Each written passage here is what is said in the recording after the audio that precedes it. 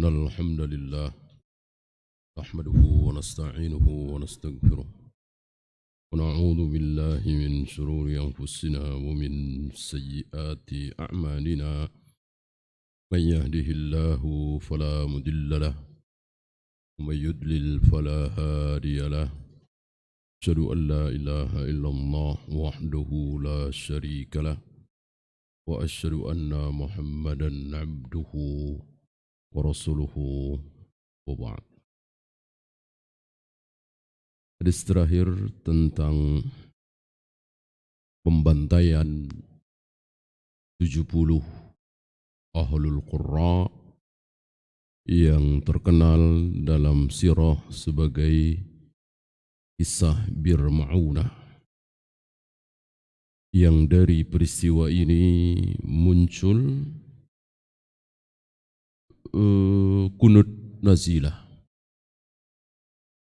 di mana Nabi selama sebulan dalam salat 5 waktu beliau menyebut, melaknat, mengutuk suku Ri'lin, suku Zakwan, dan suku Usayyah.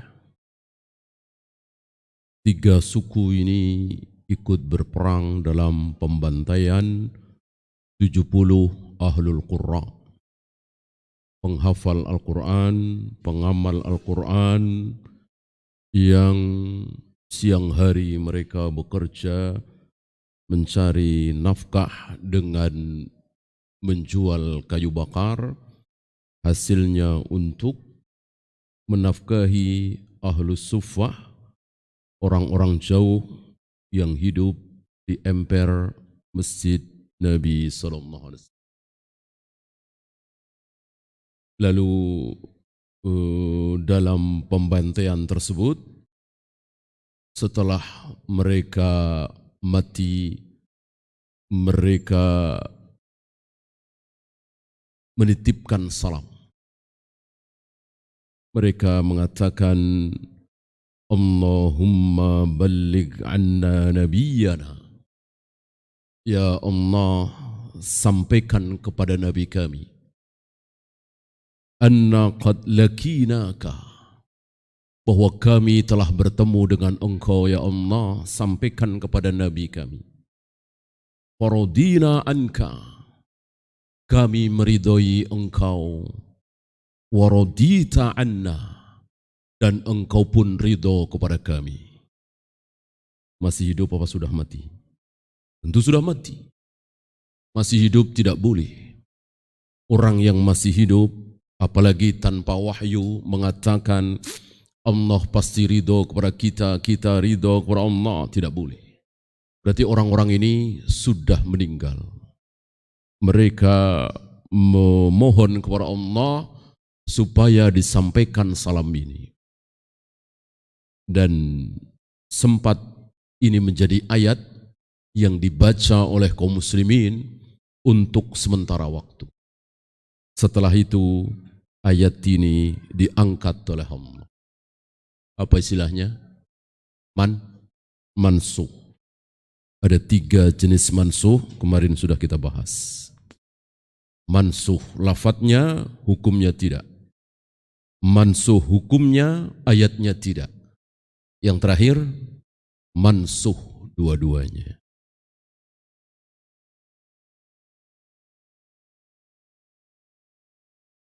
Ya, sekarang kita lanjutkan 1317. Kita lanjutkan hadis ke 1317. Wa anhu, dan darinya, siapa? Anas bin Malik. 1315, 1316, 1317, tiga-tiganya diriwayatkan oleh Anas bin Malik, pembantu Nabi selama 10 tahun.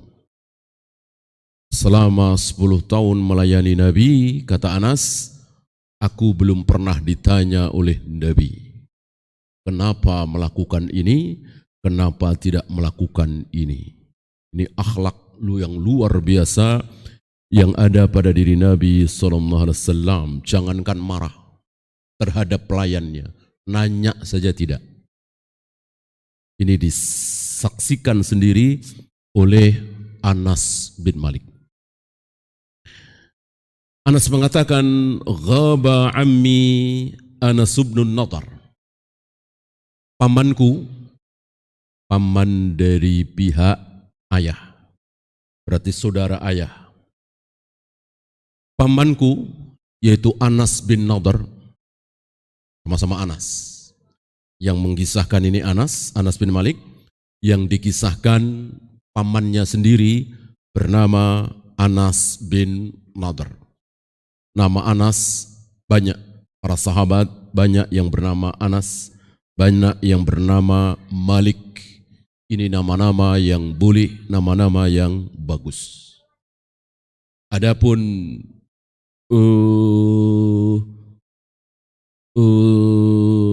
saudara-saudara Malik, yang dimaksud Malik itu apa? Nama apa? Nama malaikat kan? Malik nama malaikat kan? Selain Malik tidak ada. Tidak ada satupun sahabat yang bernama Jibril, bernama Mikail, bernama Munkar atau Nakir. Kalau Ridwan, Raqib, Atid kan tidak sahih nama-nama ini.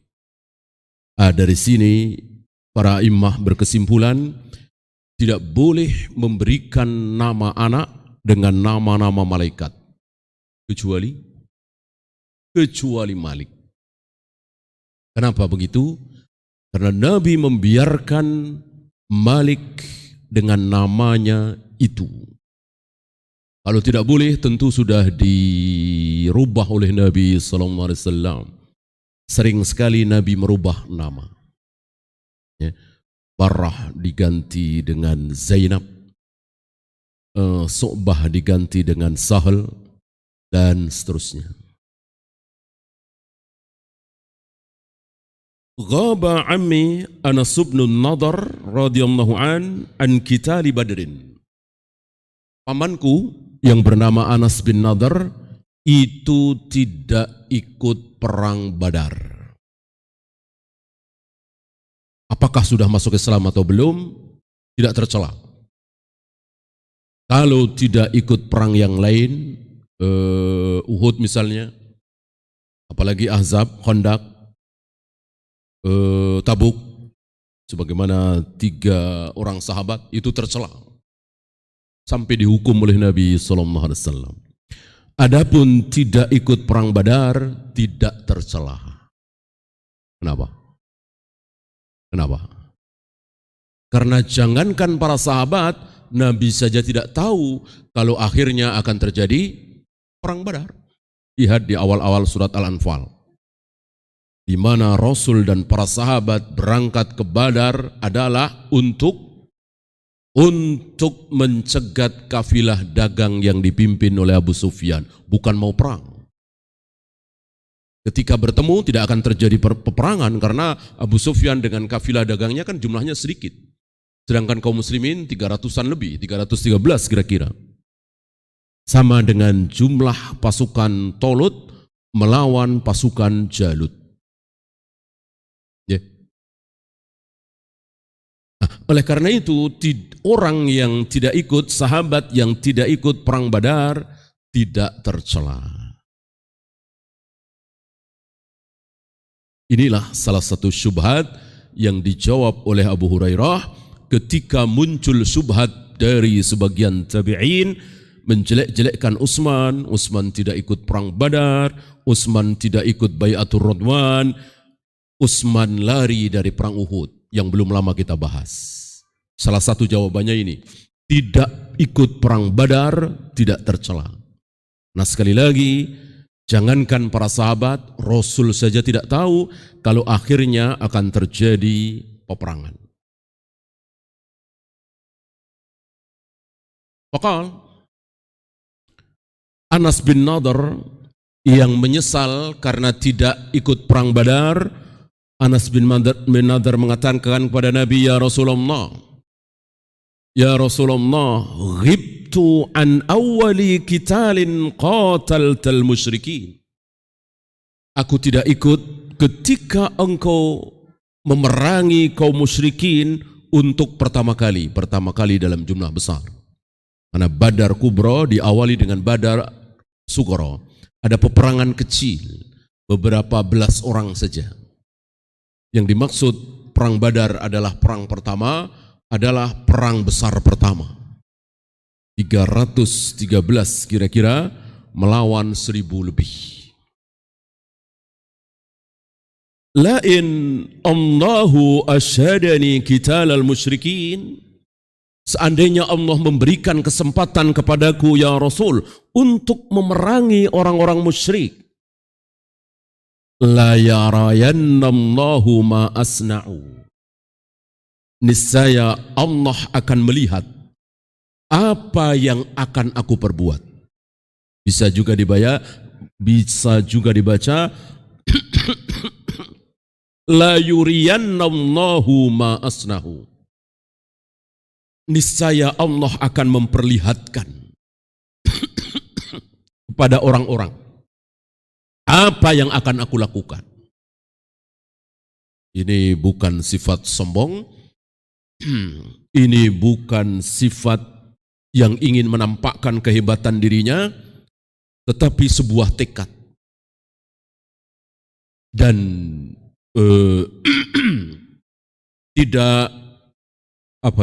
tidak vulgar, ya, dengan mengatakan akan aku bantai sekaligus 5 kepala orang musyrik misalnya. Tidak seperti itu, ya. Cukup mengatakan la yuriyannallahu ma asna'u. Insya Allah Allah akan memperlihatkan kepada orang-orang apa yang akan aku perbuat. Seandainya Allah memberikan kesempatan kepadaku untuk berjihad fisabilillah.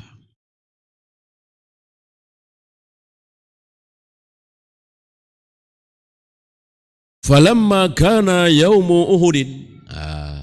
Langsung keinginan Anas bin Nadhr, hajatnya Anas bin Nadhr diberi kesempatan oleh Allah. Mungkin setahun atau mungkin kurang dari setahun setelah ucapan Anas bin Nadhr ini terjadi perang Uhud. Setahunan lebih jarak antara Badar dengan Uhud, hampir 2 tahun, 1 tahun lebih. Di mana Ibnu Umar ketika minta izin kepada Nabi untuk ikut perang Badar, ditolak oleh Nabi. Kira-kira umur Ibnu Umar 14 tahun. Setahun kemudian, atau setahun lebih dikit, ketika terjadi perang Uhud, Ibnu Umar minta izin kepada Nabi untuk ikut berperang, diizinkan oleh Nabi SAW. Maka para imam berkesimpulan minimal 15 tahun. Anak yang ingin ikut berperang minimal 15 tahun. Dan ini umur balik bagi laki-laki. Beda dengan wanita 9 tahun. Atau tanda yang lebih jelas, sudah keluar air mani bagi laki-laki dan sudah haid bagi wanita. Falamma kana yaumu Uhudin inkasyafal muslimun. Ketika perang Uhud tersingkap kaum muslimin, yang dimaksud tersingkap adalah barisannya tidak kokoh. Ada celah, ada lubang yang bisa dimasuki oleh musuh. Saya kira antum tahu bagaimana kisah perang Uhud. Diawali oleh kemenangan kaum muslimin, dilanjutkan dengan porak-porandanya kaum muslimin, dan diakhiri dengan kemenangan kaum muslimin. Pelajaran besar dari perang Uhud ketika para sahabat, terutama pasukan pemanah, lebih memakai ra'yu daripada dalil. Dalilnya apa? Dalil sabda Nabi SAW. Jangan kalian tinggalkan tempat ini, 50 atau 40 orang kira-kira, yang siap dengan anak panahnya. menghadap ke arah bawah. Jangan kalian tinggalkan tempat ini apapun yang terjadi. Apapun yang terjadi, kami kalah, kami menang, jangan tinggalkan tempat ini. Dan betul, Allah memberikan kemenangan besar. Kucar kacir kaum kafirin oleh panah mereka. Memanah dari atas tentu lebih enak daripada mendatar atau apalagi ke atas. Ini memanah ke bawah. Nah, entah berapa jam mereka melihat musuh kocar-kacir. Dan ada emas, ada perak, ada ternak tertinggal di bawah sana. Mulailah sebagian dari mereka tergoda dengan ro'yunya, dengan logikanya. Buat apa kita diam-diam di sini nganggur? Sementara di bawah barangkali butuh pertolongan. Ro'yu bicara. Padahal dalil mengatakan, sabda Nabi alaihi salatu wassalam, jangan kalian tinggalkan tempat ini apapun yang terjadi di bawah. Mulailah 1, 2, 3 dan tinggal kira-kira 7 atau 8 orang yang tidak turun.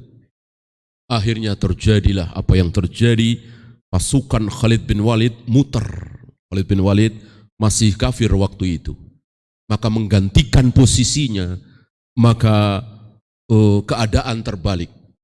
Kalau tadi kafir Quraisy kocar-kacir, sekarang kaum muslimin yang kocar-kacir. Ini yang dikisahkan dalam hadis ini. In kasyafal muslimu, kaum muslimin tersingkap. Artinya tidak rapat pertahanannya. Bahkan ada teriakan dari iblis.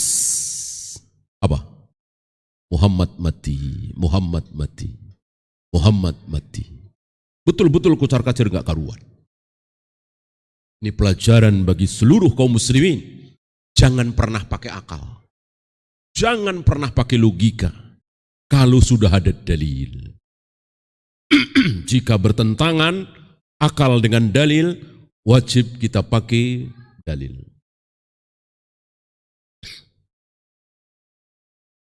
Pakal melihat keadaan ini, di mana kafir Quraisy menyerang dengan luar biasa kaum muslimin, dan kaum muslimin kocar-kacir berlarian, maka Anas bin Nadar mengatakan, Allahumma inni a'tadiru ilaik.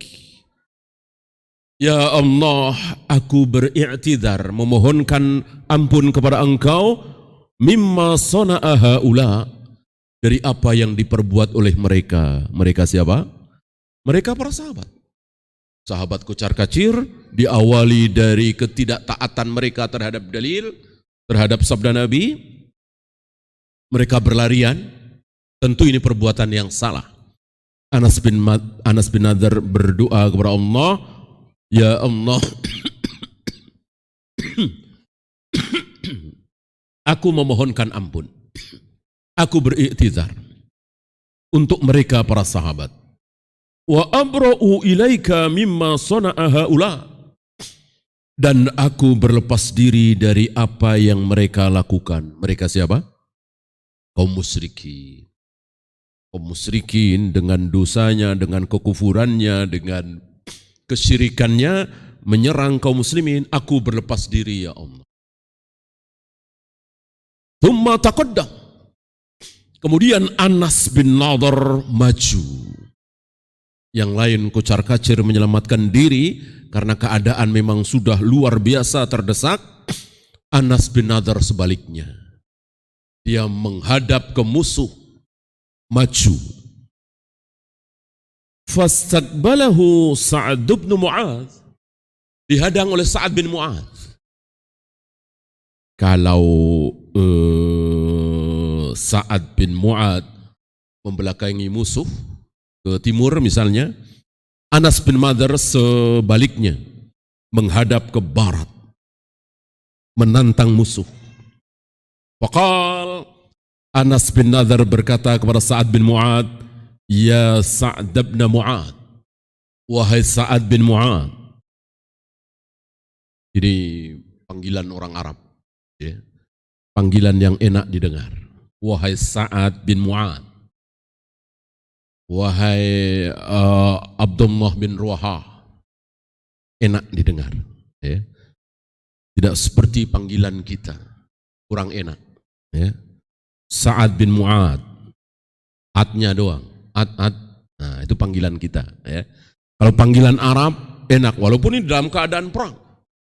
Ya Sa'ad bin Mu'ad, wahai Sa'ad bin Mu'ad, panggilan yang lengkap, ya. Al-jannata wa rabbin Nadhr, demi Rabbnya Nadhr. Anas bin Nadhr disebut nama ayahnya. Ini yang bicarakan Anas bin Nadhr, anaknya Nadhr. Disebut nama ayahnya, demi Tuhannya Nadhr. Demi Allah, demi Tuhannya Nadhr. Allah Tuhannya siapapun, disebut nama ayahnya. Kalimat yang hak ini. Demi Tuhannya Nadhr, al-jannata, surga. Wahai Sa'ad bin Mu'ad, inni ajidu rihaha min duni Uhudin. Sungguh aku mencium bau surga, wanginya surga di bawah Uhud itu. Kalimat yang luar biasa. Bisa saja ini sigot mubalaghah karena yakin akan masuk surga, atau bisa saja ada wangian yang tercium oleh hidungnya Anas bin Nadhr. Karena yang tidak mungkin kan penglihatan, pendengaran, dan bayangan. Ya. Surga itu ma ainun ra'at, wala ununun sami'at, wala khatara ala qalbi bashar. Belum pernah terlihat oleh mata siapapun, belum pernah terdengar oleh telinga siapapun, ya, bunyi-bunyiannya, musiknya, lagunya, dan seterusnya. Wala khatara ala qalbi bashar, dan belum pernah terbayangkan di hati siapapun, ya. Tidak ada kalimat belum pernah tercium wanginya oleh siapapun. Ya, bisa saja, ya, bahwa Anas bin Nadhr mencium sesuatu yang wangi di bawah gunung Uhud itu. Maka Anas yakin di hadapan Sa'ad bin Mu'ad. Anas mengatakan, inni ajidu rihaha min duni Uhud. Aku mencium aroma surga di bawah gunung Uhud. Faqala Sa'ad, Sa'ad bin Mu'ad mengatakan, famastata'tu ya Rasulullah ma sona'a. Setelah bertemu dengan Nabi, Sa'ad bin Mu'ad menceritakan kepada Nabi, ya Rasul, aku tidak sanggup. Aku tidak sanggup melakukan apa yang dilakukan oleh Anas bin Nadhr. Apa tidak sanggupnya? Tadi. Yang lain cari selamat dan ini diampuni oleh Allah karena memang keadaan luar biasa. Sedangkan Anas bin Nadhr menantang mati, mencari mati. Mencari di mana ada musuh. Ya.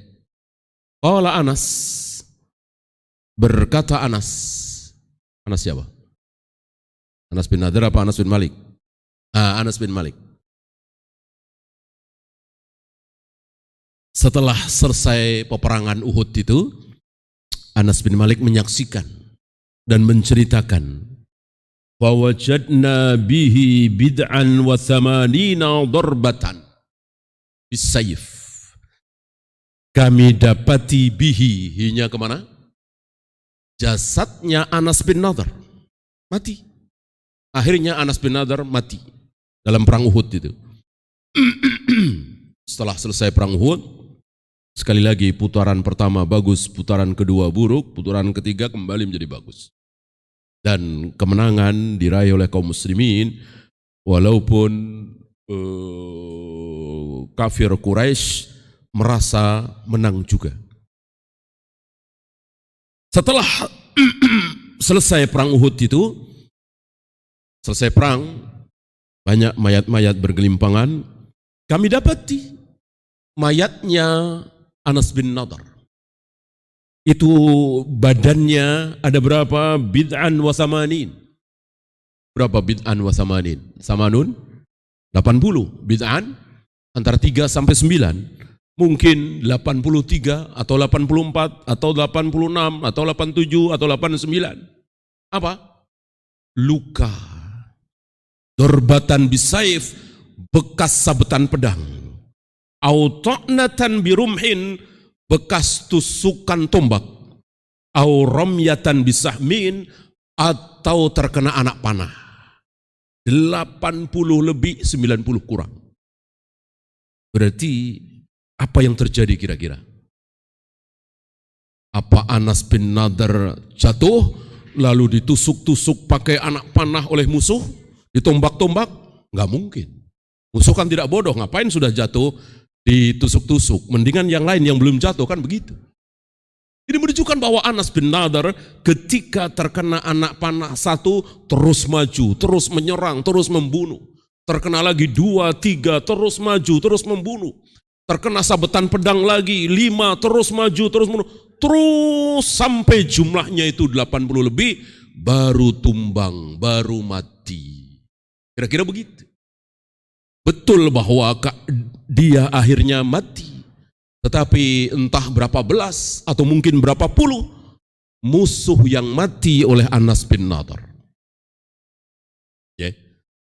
Nah kan tidak mungkin dia hanya berdiri saja.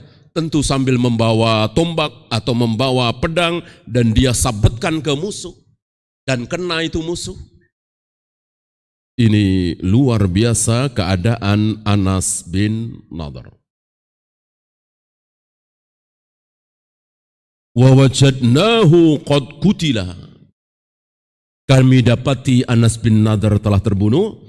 Wa matsala bihi al-musyrikun, dan orang-orang musyrik telah matsala yumassilu. Musil. Ya, saya kira sudah masuk dalam bahasa kita, musil. Ya, mutilasi. Artinya badannya itu sudah tidak utuh. Sudah jari terpotong-potong, tangan terpotong-potong. Fama arafahu ahadun. Tidak ada dari kami yang tahu ini siapa. Kalau hidung masih utuh, pipi masih utuh, mata masih utuh, bibir masih utuh, barangkali masih bisa dikenali. Ya, apalagi teman dekat gitu kan tahu, oh ini pipinya si fulan, melihat dari matanya, oh ini si fulan, melihat dari hidungnya si fulan, ini nggak bisa dikenali. Berarti sudah hancur mukanya, hancur badannya, seperti dimutilasi. Illa ukhtuhu, kecuali saudara perempuannya, entah kakaknya, entah adiknya, adik perempuannya. Tahu, oh ini abang saya, ini Anas bin Nadhr. Tahu dari mana? Bibananihi, banan. Apa banan? Ujung jari. Ada ujung jari tanda, namanya saudara kan, bersama dari kecil. Tahu ada sesuatu, ada titik hitam misalnya di ujung jarinya, atau dari situ. Dari ujung jari itu diketahui, disimpulkan bahwa ini adalah Anas bin Nadhr. Siapa yang mengetahuinya? Saudara perempuannya.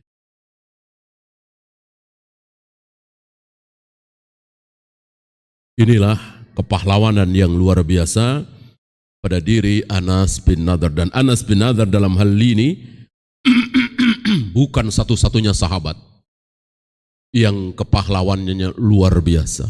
Saya kira antum tidak lupa siapa? Ja'far bin Abi Thalib. Mirip-mirip seperti ini. Kalau ini perang Uhud, Ja'far bin Abi Thalib perang Mu'tah. Hilang. Kedua tangannya putus oleh tentara Romawi. Dan tidak menyebabkan dia Ja'far bin Abi Thalib melepaskan bendera, karena beliau kan sebagai panglima perang yang tentu harus memegang bendera itu, karena pasukan akan melihat dari bendera itu. Ya. Sampai akhirnya gugur syahid insyaallah. Kita boleh katakan para sahabat ini syahid. Anas bin Nadhr syahid. Bahkan Umar syahid. Utsman syahid. Boleh. Boleh. Adapun saudara kita yang hari ini berperang melawan orang kafir dan mati, kita katakan dia telah mati syahid. Boleh apa tidak? Boleh apa tidak? Tidak boleh. Tidak boleh. Jangankan hari ini, zaman tabi'in, atba'ut tabi'in, zaman Syekhul Islam, zaman Imam Syafi'i, ada yang berperang melawan musuh dan mati di medan perang membela Islam, lalu dikatakan dia telah syahid. Bolehkah? Tidak boleh. Tidak boleh. Kalau sahabat boleh, kenapa? Lisan Nabi SAW. Karena syahid atau tidak, itu rahasia. Hanya Allah yang tahu lewat lisan Nabi tentunya. Maka ketika itu bukan dari Nabi, tidak boleh. Bahkan ada riwayat sepulang perang, sahabat mengatakan si A syahid, si B syahid, si C syahid. Nabi dengar, Nabi menghentikan ucapan ini. Jangan. Jangan kalian mengucapkan si A syahid, si B syahid. Biarkan Allah dan Rasulnya yang menentukan. Oleh karena itu cukup bagi kita mendoakan mudah-mudahan si fulan mati syahid. Mudah-mudahan si fulan yang terkena ta'un ini mati syahid. Mudah-mudahan si fulan yang mati tenggelam, mati terbakar kemarin malam, syahid. Mudah-mudahan si fulan yang kemarin berjihad melawan orang kafir membela agama Islam, syahid. Boleh, namanya doa. Kalau memastikan asyahid fulan, al-maghfur fulan, almarhum fulan, tidak boleh. Tidak boleh, memastikan seperti ini tidak boleh. Kita sering dengar kan, asyahid Said Kutub, asyahid fulan, tidak boleh. Termasuk almarhum, tidak boleh. Nah, almarhum dengan alif lam ini menunjukkan bahwa pasti dirahmati. Pasti mendapat rahmat dari Allah, tidak boleh.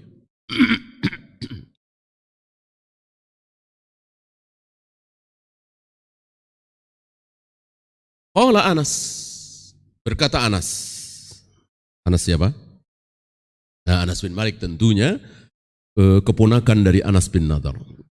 Kunna nara au nadhunnu. Kami melihat, kami menyangka, kami berpendapat anna hadhil ayata nazalat fi, bahwa ayat ini, ayat ke-23 dari surat Al-Ahzab, itu berkenaan dengan Anas bin Nadhr atau orang-orang seperti Anas bin Nadhr. Bagaimana bunyi ayat tersebut? Minal mu'minina rijalun. Di antara orang-orang mukmin itu ada rijal. Jamak dari rajul. Ada laki-laki yang sadaku ma'ahadullaha alaihi.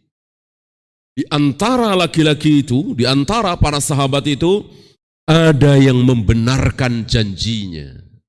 Sudah berjanji kepada Nabi.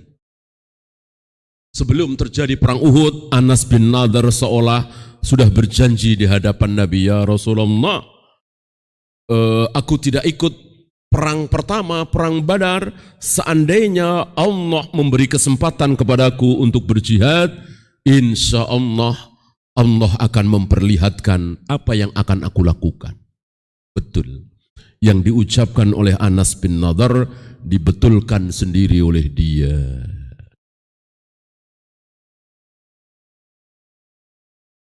Di antara mereka ada yang sudah selesai janjinya, di antara mereka ada yang sedang menunggu. Kan yang mati syahid setelah Anas bin Nadhr banyak sekali. Salah satunya tadi Ja'far bin Abi Thalib, Abdullah bin Rawaha, Zaid bin Harithah. Ini dalam satu peperangan. Tiga-tiganya komandan pasukan. Tiga-tiganya gugur. Dan itu atas penunjukan dari Nabi. Kalau Zaid bin Harithah gugur, yang mengganti Ja'far bin Abi Thalib. Kalau Ja'far bin Abi Thalib gugur, yang menggantikan Abdullah bin Rawah. Tiga-tiganya gugur.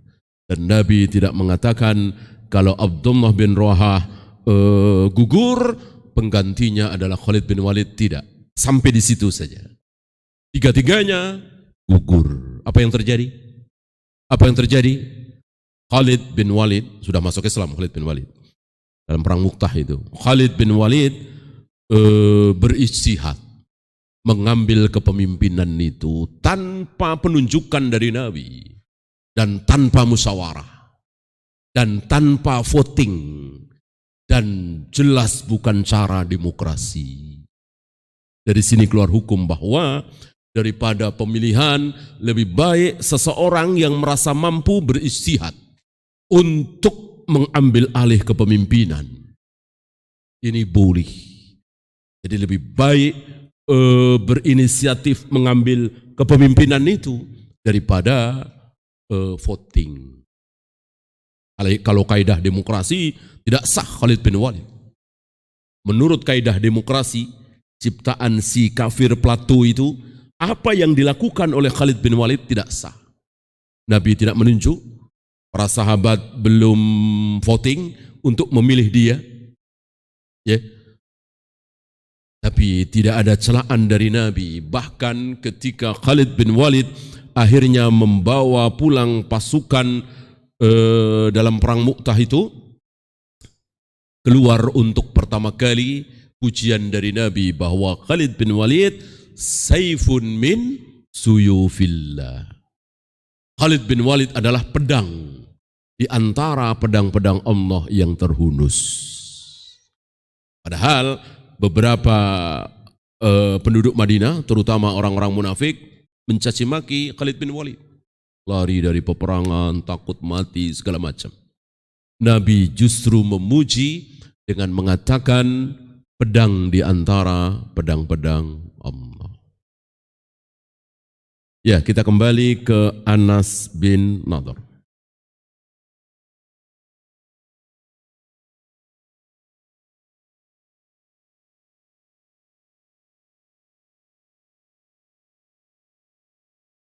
Minal mu'minina rijalun sadaku ma'ahadullaha alaihi.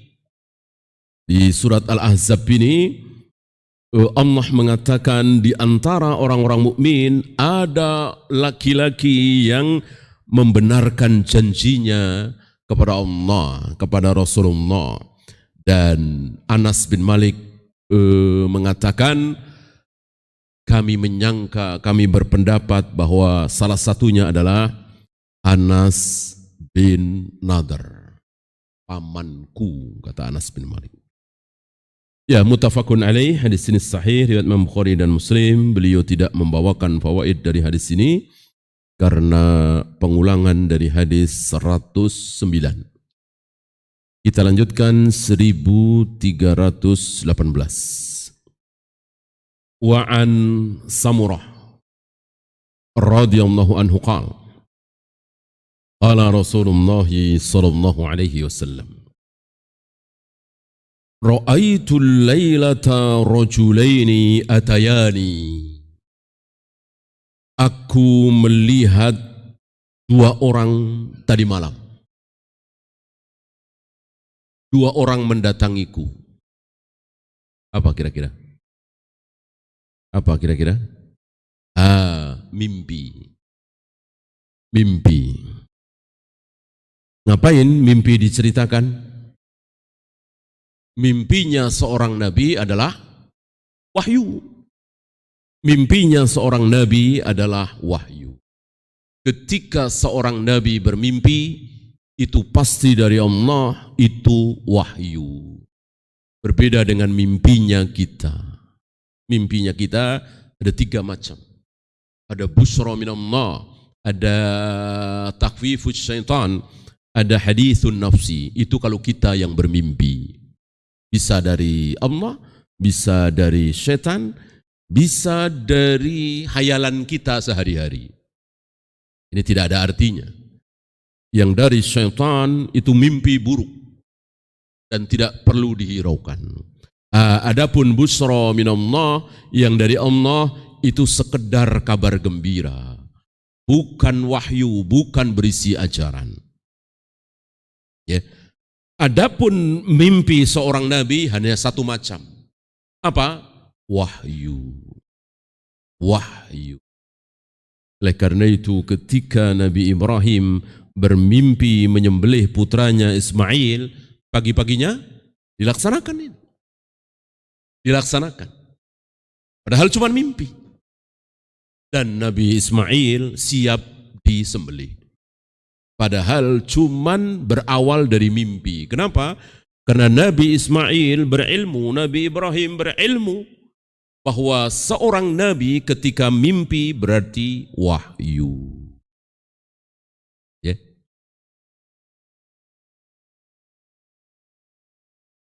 Termasuk hadis 1318 ini. Ra'aitul lailata rajulaini atayani. Tadi malam aku bermimpi melihat dua orang laki-laki mendatangiku. Fasa'ida bi asy-syajarata. Lalu dua orang itu, malaikat tentunya, naik, mengajakku naik, membawaku naik ke satu pohon syajarah. Fa'adkhalani daran. Yang lewat pohon besar itu seolah sebagai tangga. Keduanya, mereka berdua memasukkan aku ke dalam satu dar. Apa darun? Rumah, bisa negeri, bisa rumah, bisa tempat yang luas. Hiya ahsanu wa afdalu. Tempat terbaik, tempat termulia. Lam ara qattu ahsana minha. Belum pernah aku melihat tempat seindah itu, sebagus itu. Ini hadis ini disingkat oleh beliau Imam Nawawi. Imam Nawawi kan bukan perawi hadis. Ya, beliau hanya menulis kitab hadis saja. Bukan seperti Bukhari, Muslim, Abu Daud, Nasai, Tirmidzi, Ibnu Majah. Yang meriwayatkan hadis ini adalah Imam Bukhari. Imam Nawawi hanya menukil. Nah, ketika menukil hadis ini diambil cuman 3 baris kurang, ya. 2 baris lebih sedikit. Padahal hadis ini panjang. Diawali dengan Nabi yang setelah selesai sholat subuh bertanya kepada para sahabat. Seringkali Nabi bertanya kepada para sahabat setelah sholat subuh. Tadi malam kalian mimpi apa? Gitu. Ya Rasul saya mimpi anu, ya Rasul saya mimpi ini. Ada yang agak aneh. Ya Rasul tadi malam saya mimpi kepala saya lepas, menggelinding. Saya kejar-kejar kepala itu nggak dapat. Gitu. Kan agak aneh ini ya. Kata Nabi, tadi malam engkau sedang dibikin mainan oleh setan, dipermainkan oleh setan. Mimpi apa ini? Mimpi buruk dari setan. Ada artinya apa tidak? Ada artinya apa tidak? Tidak. Tidak. Hentikan, lupakan. Jangan pedulikan. Saking kita tidak pedulinya dengan mimpi buruk itu, kita tidak takut dengan setan, kita tunjukkan dengan meludah 3 kali ke kiri. Agar terpukul setan ini. Ya. Pokoknya enggak takut dia nih. Ya enggak takut nih gitu. Karena setan itu senang. Setan itu girang kalau kita takut. Kalau kita takut. Setan jin hanya bisa menakut-nakuti. Ya. Nyubit aja enggak bisa. Boro-boro nempeleng, mukul, ngepret, ya. Nyubit aja nggak bisa. Antum pernah dicubit setan, jin gitu kan? Paling sekelebat, ya, putih, rambutnya panjang, kelebat, ya begitu doang. Biar kita takut. Nyubit nggak bisa. Ya, ini secara umum seperti itu. Bahwa ada santet, betul, tetapi itu jarang sekali, khusus sekali. Secara umum mereka hanya bisa menakut-nakuti. Ya. Ada lagi yang bertanya, Umar, aku naik ke tempat tinggi ya Rasul. Aku naik lagi. Nah, ini mimpi yang benar. Dijawab oleh Nabi ilmu. Dan seterusnya. Banyak para sahabat, terutama setelah subuh, melapor kepada Nabi, mimpi anu. Dan Nabi tentu takwilnya wahyu, tidak main-main, tidak mereka-reka. Kalau ulama mereka-reka, bisa benar, bisa salah. Kalau Nabi tidak mungkin salah. Nah, di sini Nabi mengkisahkan mimpinya sendiri. Bahwa aku didatangi oleh 2 malaikat, lalu 2 malaikat itu mengajakku ke satu tempat. Di tempat itu aku melihat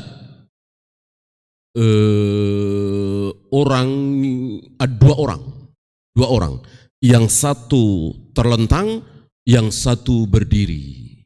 Berdiri bawa apa? Berdiri bawa batu. Batu besar. Dengan batu besar dipukullah kepala orang yang terlentang itu sampai pecah. Kemudian kembali seperti semula, dipukul lagi sampai pecah. Kembali seperti semula, dipukul lagi sampai pecah. Siapa dia? Dia adalah orang yang belajar Al-Quran. Dia adalah orang yang mempelajari Al-Quran, menghafal Al-Quran. Lalu isi Al-Quran itu dia tentang sendiri. Dia belajar Al-Quran, dia belajar tafsir, tapi akhirnya dia mengatakan Allah tidak bersemayam di atas arsy. Allah ada di mana-mana. Allah menciptakan Adam tidak dengan kedua tangannya. Warisan laki-laki dengan warisan perempuan sama. Padahal dia tahu surat An-Nisa itu walirijali hadzul unsayain. Dia belajar Al-Quran itu, dia baca tafsir, dia tinggalkan sendiri Al-Quran itu. Luar biasa ancaman bagi orang seperti ini. Kita sedang menyaksikan orang-orang itu hari ini. Ahli tafsir katanya, di negeri ini, tapi mengatakan jilbab tidak wajib. Mengatakan warisan laki dan perempuan disamakan. Ya, boleh mengucapkan selamat Natal. Dia belajar Al-Quran. Ya, rupanya mengerikan sekali ancamannya. Kepalanya dipukul dengan batu sampai pecah, kembali bagus lagi, dipukul lagi, pecah lagi, dan seterusnya. Ada lagi yang berenang di sungai darah. Dia selalu berusaha untuk menepi. Kan gak enak berenang capek, dia ingin istirahat ke tepi. Di tepi sudah ditunggu oleh orang laki-laki yang siap dengan bebatuan, batu-batu. Sampai di tepi, langsung mulutnya disumpal dengan batu. Dimasukkan batu ke mulutnya, lalu dia berenang lagi ke tengah. Lalu ke tepi lagi, masukin batu lagi, dan seterusnya. Siapa dia? Siapa dia? Pemakan riba. Pemakan riba. Kemudian Nabi melihat ada laki-laki dan perempuan telanjang dan teriak-teriak hiruk pikuk seperti keledai, dan di bawahnya ada api membakar. Siapa dia? Para pezina. Para pezina. Ada lagi yang ujung matanya ditarik dengan kalalip. Kalalip itu seperti pancing. Ujung mulutnya ditarik dengan kalalip seperti pancing itu sampai robek. Kemudian bagus lagi seperti semula, ditarik lagi sampai robek. Siapa dia? Dia adalah yang pagi hari keluar rumah menyebarkan kebohongan. Dan kebohongan itu akhirnya sampai ke tetangga desa, sampai ke tetangga kecamatan, sampai bahkan ke pelosok-pelosok negeri. Hari ini tidak perlu keluar untuk menyebarkan kebohongan, si fulan begini, si fulan begini. Tidak perlu keluar rumah hari ini. Cukup dari kamarnya dan cukup dengan jempolnya, jarinya. Dia bikin kebohongan, dia sebarkan. Dan orang-orang awam yang nggak tahu apa-apa terkena kebohongan itu. Orang seperti ini bernasib seperti tadi. Ditarik dengan kalalip, ujung mulutnya, ujung matanya robek. Terus panjang ini, kisah ini nanti akan dibawakan di hadis 1546. Di sini beliau tidak membawakan karena memang beliau mengambil syahidnya saja. Ya, karena ini kitabul jihad. Ya, hanya itu, belum ada soal jawab, kita akhiri. Subhanakallahumma bihamdika asyhadu an la ilaha illa anta astaghfiruka wa atubu ilaik. Assalamualaikum warahmatullahi wabarakatuh.